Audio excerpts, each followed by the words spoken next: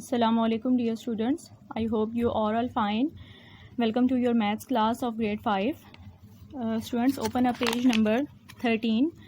Before starting the book work of exercise number 1C, हम लोग page number 13 पर ये प्रॉपर्टीज़ देखेंगे. Properties of the number. सबसे पहले इसमें आपको 3 लॉज बताए गए हैं कि डिफरेंट नंबर्स या ऑपरेटर्स के साथ उन लॉज को हम किस तरह से कनेक्ट करेंगे या किस तरह से वो लॉ उन नंबर्स पर अप्लाई होंगे. सबसे पहले आपके पास है कम्यूटेटिव लॉ. इसकी स्टेटमेंट देख लेते हैं. The commutative law of addition and multiplication states that the result remains the same even if we change the order of the numbers.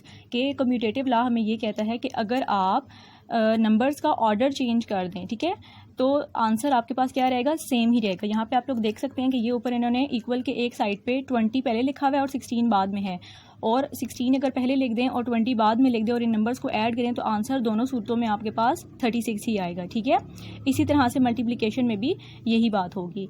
और एक बात और कि कम्यूटेटिव लॉ जो है ये सिर्फ आपके पास एडिशन और मल्टीप्लिकेशन के लिए ट्रू होता है या फिर एडिशन और मल्टीप्लिकेशन पे ही अप्लाई होता है.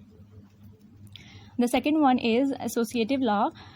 The associative law of numbers over addition and multiplication states that when we add or multiply the numbers by grouping them differently, the result will be the same.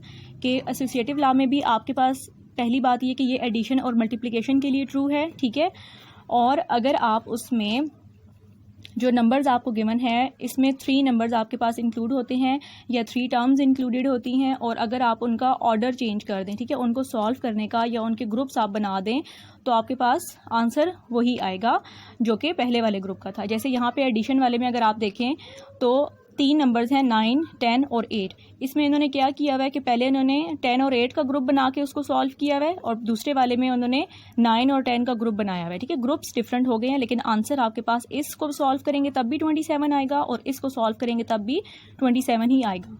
And same is the case for multiplication. The third one is distributive law.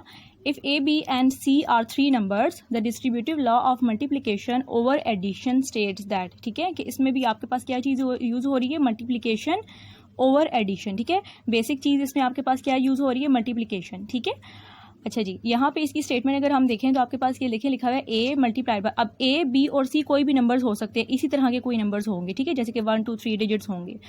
A multiplied by, अब देखेंगे bracket के अंदर B plus C लिखा हुआ है. ठीक है, ये चीज़ किसकी इक्वल होती है, अगर आप इसको मल्टीप्लिकेशन इसकी पे परफॉर्म करें तो A जो है वो सबसे पहले ब्रैकेट के अंदर मल्टीप्लाई होगा B से. ये देखिए आपने A मल्टीप्लाइड बाय B का एक ग्रुप बन गया, ये एडिशन का साइन यहाँ पर दरमियान में आ जाएगा, और ये A मल्टीप्लाइड बाय C ये यहाँ पे आपके पास इसका सेकेंड ग्रुप बन जाएगा. ठीक है, और अगर आप इसमें मल्टीप्लिकेशन का साइन हटाना चाहें तो वो आप हटा सकते हैं, क्योंकि जब 2 टर्म्स के दरमियान में कोई भी साइन ना हो तो इट मीन्स कि वहाँ पे मल्टीप्लिकेशन हो रही है. ठीक है, वहाँ पे प्रोडक्ट हो रहा है.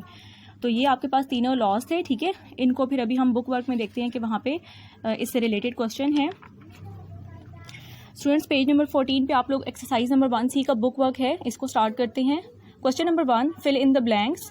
फर्स्ट ब्लैंक आपको क्या गिवन है, ये नंबर आपको गिवन है, आपने इसको मल्टीप्लाई करना है एक ऐसे नंबर से कि आपके पास ये आंसर आए. ठीक है, अब आप देख सकते हैं कि इस नंबर के राइट साइड पे 3 जीरोज़ का इंक्रीमेंट हुआ है. ठीक है, 3 जीरोज़ एक्स्ट्रा लगे हैं. इट मीन्स कि आपने इसको 1000 से मल्टीप्लाई करना है. ठीक है ना, यहाँ पे पीछे हमने आर्टिकल में पेज नंबर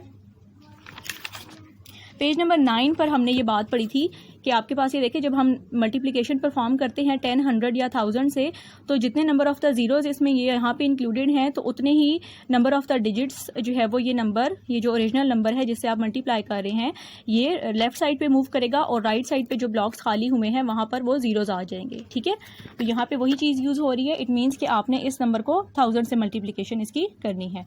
बी स्टेटमेंट आपको गिवन है, dash multiplied by 100 equal to this number. ठीक है, अब आप यहाँ पे देखें कि इस नंबर के ये आंसर आपको गिवन है, इसके राइट साइड पे कितने जीरोज़ का इंक्रीमेंट हुआ हुआ है, 2 जीरोज़ का हुआ हुआ है. ठीक है, तो ये 2 जीरोज़ का इंक्रीमेंट अगर हुआ हुआ है तो इट मीन्स कि ओरिजिनल नंबर आपके पास क्या है, ओरिजिनल नंबर आपके पास यहाँ तक है, और ये 2 जीरोज़ किसके आ गए, मल्टीप्लिकेशन के बाद ये 100 वाले 2 जीरोज़ आ गए हैं. ठीक है, यहाँ पर तो इट मीन्स कि जो ओरिजिनल नंबर था वो आपके पास ये इस 5 से लेकर ये 4 3 यहाँ तक ये नंबर आपके पास ओरिजिनल नंबर था.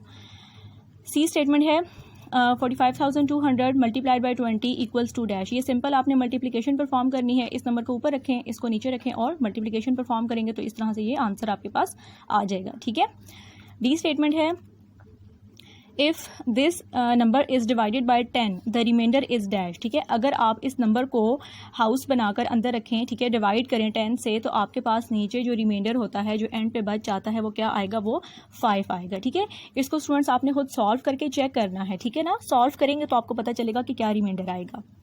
ई स्टेटमेंट में भी आपको देखें हॉरिजॉन्टली ये गिवन है और अब आपने इसको हाउस लॉन्ग डिवीजन की फॉर्म में हाउस बनाकर सॉल्व करना है। ठीक है, तो अगर आप इसको इस तरह से ज़बानी भी आप कर सकते हैं और पूरी जो है वो इस तरह से हाउस बना के सॉल्व भी कर सकते हैं। ठीक है, इसके बाद आपके पास question number 2, state whether the following are true और फॉल्स। सबसे पहले जो ए स्टेटमेंट है, अगर आप ये देखें तो इसमें आपके पास क्या यूज़ हुआ हुआ है, इसमें ग्रुप्स जो है वो डिस्ट्रीब्यूटिव लॉ यूज़ हुआ हुआ है, क्योंकि यहाँ पे देखें ये 3 है, 3 मल्टीप्लाई हो रहा है 9 + 8 से, 9 + 8 का ग्रुप बना हुआ है। ठीक है, और ब्रैकेट के इस तरफ अगर आप देखें राइट साइड पे तो 3 मल्टीप्लाइड बाय 9 प्लस का साइन एज इट इज़ और 2 ग्रुप्स बन गए हैं आपके पास, और फिर 3 मल्टीप्लाइड बाय 8। ठीक है, तो अब आपने बताना है कि ये ट्रू है या फॉल्स है। तो इसको चेक करने का मेथड क्या है कि ये ट्रू है या फॉल्स है। आपने सबसे पहले क्या करना है कि जो राइट हैंड साइड है, लेफ्ट हैंड साइड जो है उसको आपने सॉल्व करना है। ठीक है, और फिर उसके बाद आपने लेफ्ट हैंड साइड जो है उसको सॉल्व करना है। तो दोनों साइड्स का आंसर अगर सेम आया तो आपके पास ये ट्रू होगा, अदरवाइज फॉल्स होगा। ये मैं आपको एक सॉल्व करके दिखाती हूँ, फिर आपने बी और सी वाला इसी तरह से खुद करना होगा। ओके, सबसे पहले आपके पास जो है वो लेफ्ट हैंड साइड है। ठीक है, लेफ्ट हैंड साइड आपको गिवन है किस चीज़ के इक्वल है, 3 मल्टीप्लाइड बाय 9 + 8। सबसे पहले आपको पता है कि हम ब्रैकेट के अंदर जो चीज़ होती है उसको सॉल्व करते हैं। 3 multiplied by as it is रहेगा, 9 + 8 कितना होता है, 17। ठीक है, 17 आपने लिख दिया। अब आप इसकी ब्रैकेट को रिमूव करें, 3 मल्टीप्लाइड बाय 17, तो 3 मल्टीप्लाइड बाय 17 क्या होता है, 51। ये लेफ्ट हैंड साइड का आंसर आया है। अब आपके पास, अब हम राइट हैंड साइड को सॉल्व करेंगे। राइट हैंड साइड किसके इक्वल है, round bracket 3 multiplied bye 9 + 3 multiplied bye 8 round bracket close. ठीक है, 2 ग्रुप्स हैं, आपने दोनों ब्रैकेट को at the same time solve करना है।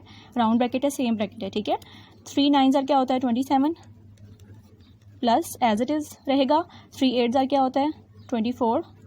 अब आप इसको ब्रैकेट्स ओपन करें क्योंकि ये सिंगल टर्म रह गई है, इसलिए 27 और 24 को आप प्लस करेंगे तो आपके पास क्या आ जाएगा, 51। तो यहाँ पे आप देख सकते हैं कि आपके पास लेफ्ट हैंड साइड का और राइट हैंड साइड का आंसर सेम आया है। इट मीन्स के ये जो स्टेटमेंट थी ये ट्रू थी। ठीक है, जो बी और सी स्टेटमेंट है इसको भी आपने सेम इसी मेथड से सॉल्व करना है।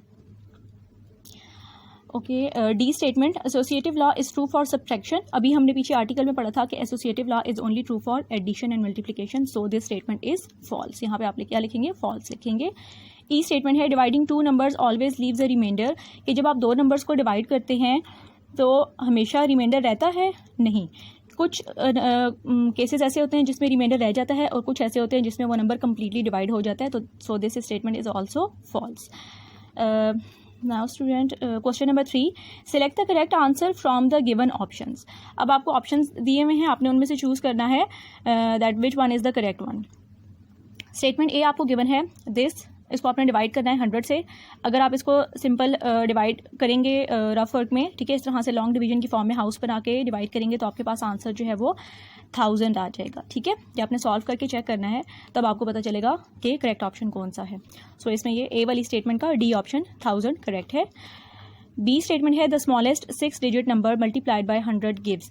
अब सबसे पहले तो आपको पता होना चाहिए कि आपके पास स्मॉलेस्ट 6 डिजिट नंबर क्या होता है। जब हमने ये चैप्टर स्टार्ट किया था तो बिल्कुल शुरू की एक्सरसाइज में ही मैंने आपको बताया था कि जो स्मॉलेस्ट, अगर आपको नंबर आपसे पूछा जाए 5 digit, 8 digit, 9 digit number smallest पूछा जाए तो उसमें आपके पास बाकी सारे डिजिट्स जो होते हैं वो 0 होते हैं और जो लास्ट वन होता है वो 1 होता है। ठीक है, तो 6 डिजिट नंबर जो है उसमें आपके पास ये 5 zeros होंगे और एंड पे 1 आ जाएगा। ठीक है, अब आपने इस नंबर को क्या करना है, 100,000 को 100 से मल्टीप्लाई करना है तो आपको पता चलेगा कि आपके पास करेक्ट ऑप्शन क्या है। तो आपके पास 10 मिलियन जो है वो करेक्ट ऑप्शन आ जाएगा। ठीक है, अगर आपके पास ऑप्शन में इस तरह से डिजिट्स की फॉर्म में होता, ऑप्शंस डिजिट्स की फॉर्म में होते तो तब आपके लिए ऑप्शन चूज़ करना ज़्यादा आसान होता, क्योंकि यहाँ पे ऑप्शंस जो है वो वर्ड्स में लिखे हुए हैं। तो अब फिर इसको क्या करेंगे आप कि आपके पास जो भी आंसर आएगा इस मल्टीप्लिकेशन का, ठीक है, 100,000 और 100 को मल्टीप्लाई करके जो भी आंसर आएगा आप उसको प्लेस वैल्यू टेबल में लिखेंगे।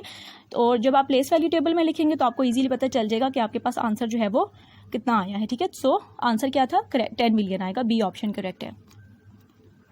Statement C, associative law is true for, अभी पीछे हमने आर्टिकल में पढ़ा that associative law is true for addition, ठीक है।